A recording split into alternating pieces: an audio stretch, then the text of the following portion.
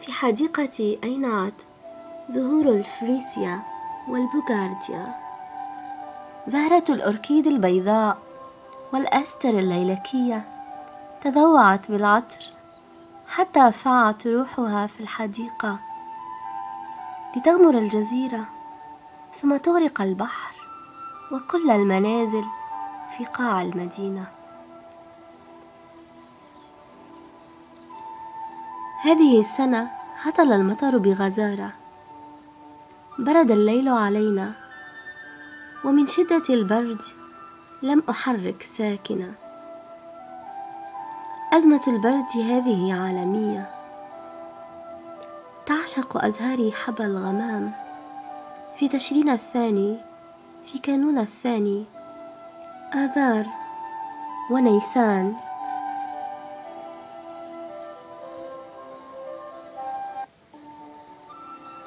في الأول كان مولدي، والثاني عشقتك فيه، والثالث أعدمتني فيه، وأما الرابع فهو ظل الشتاء حجبتني فيه، مثل أيام العرب قذى فيه الندى نحبه.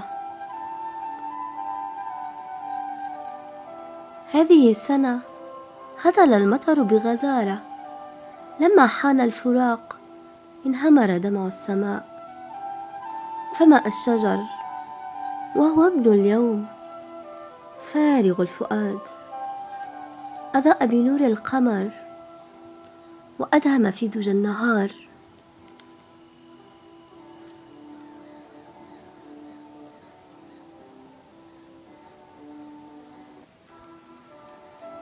أورقت زهرة الأوركيد البيضاء في تسوف الشمس، فنمت عيناي ولم يغمض لي جفن.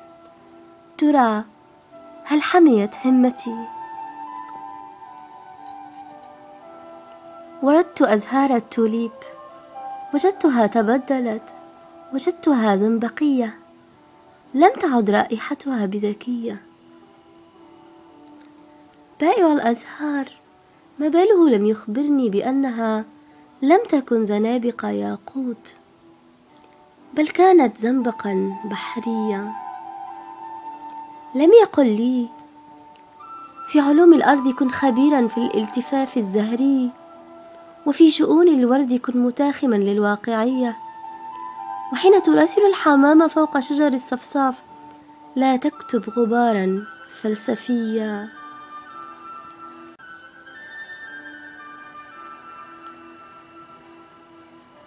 تلك الأزهار اشترت الحياة الدنيا بالآخرة، في غمرة من الشوق الدنيوي أفناها الشوق الآدمي.